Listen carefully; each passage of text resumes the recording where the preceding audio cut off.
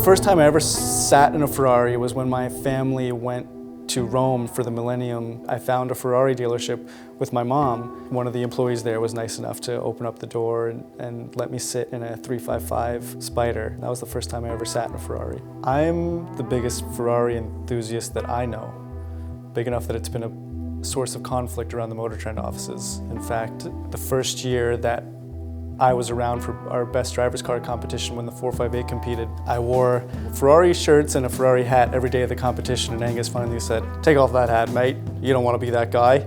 And I don't know who that guy is, but I think I do want to be him. We were invited to go on a rally with Ferrari from Pasadena to Monterey over a 3-day drive.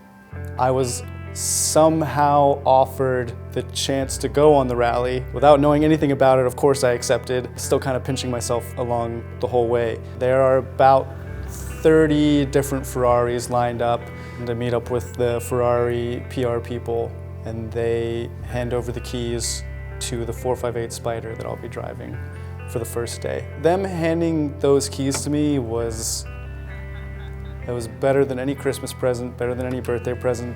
I was waiting for that for a long time, and it felt really, really good.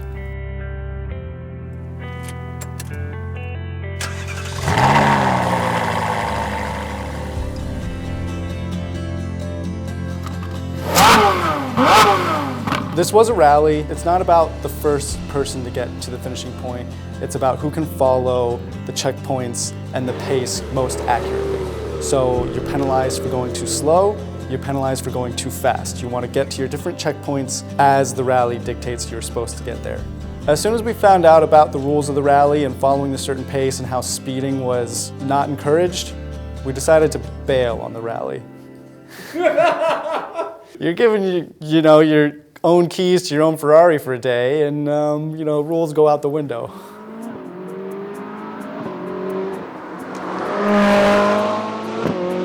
So we broke away from the rally, and we were heading to my favorite road in the world. It's perfectly maintained, smooth, quick switchbacks, technical, which I discovered while I was going to school in Ventura. So we stopped at my school just for a bathroom break, and when we came out of the bathroom, there was a group of kids that had found our Ferraris.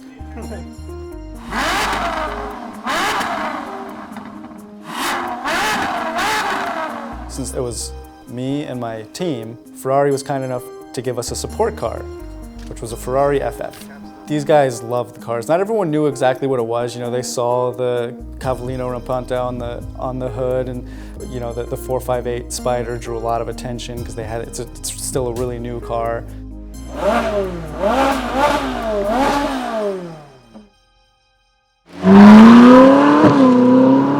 The 458 Spyder is just even better than the regular 458. It's a convertible, so in losing the roof, you gain the soundtrack.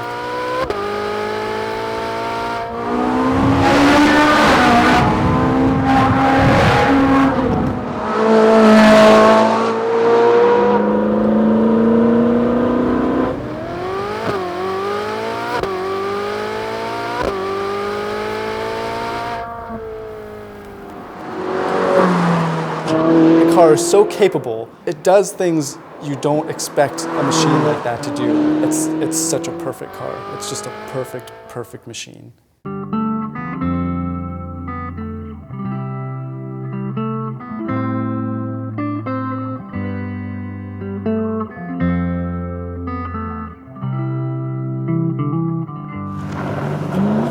As I was driving down in the 458, the sun is setting and I'm running out of time with it.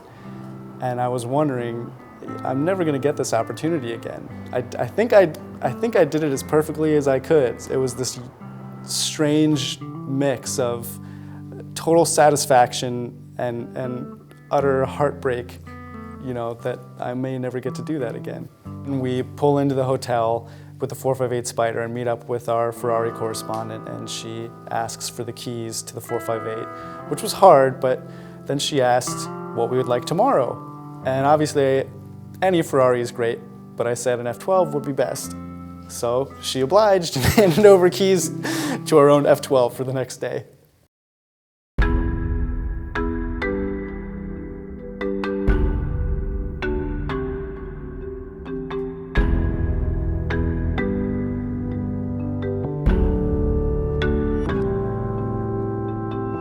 The F12 Berlinetta is Ferrari's new flagship V12 GT car. It's making 731 horsepower as it sits.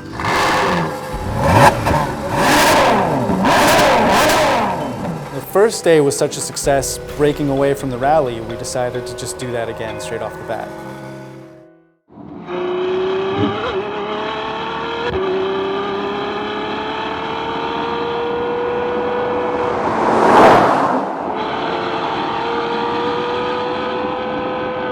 The F12 is violent and it's still manageable, but when you really start pushing it,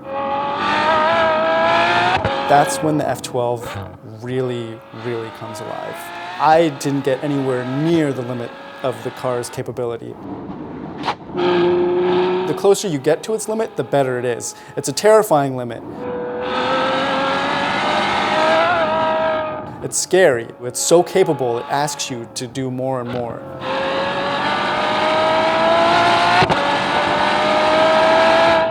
It gives me a new disdain for people that buy cars like this just to show off around town. It's a car that really should be driven very hard.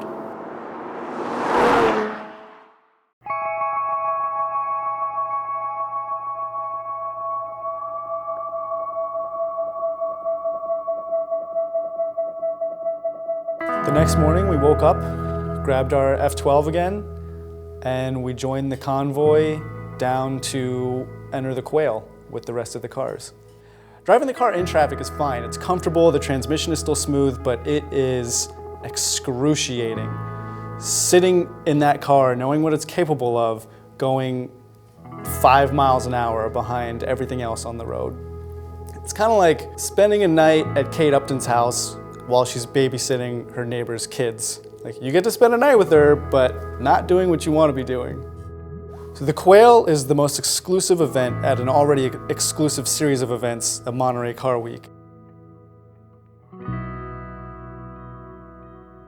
It's a gathering of some of the most exclusive, rarest, and expensive cars in the world. The owners get a chance to walk around and tell enthusiasts about their cars and talk with other owners about their cars that they've finished restoring or they've just shipped from around the world to show off.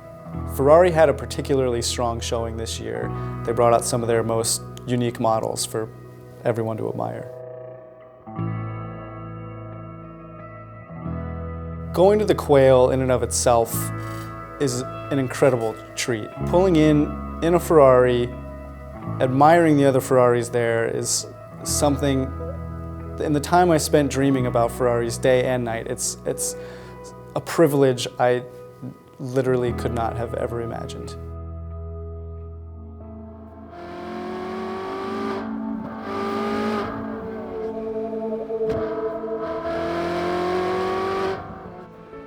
Growing up, some kids wanted to be president, some kids wanted to be astronauts. I just wanted to drive Ferraris. I didn't care how, as long as I got there, it's something I've anticipated my entire life. And they say you shouldn't meet your heroes, they'll let you down. But in this case, I got to spend a lot of time with my heroes and they're so much better than I ever could have expected.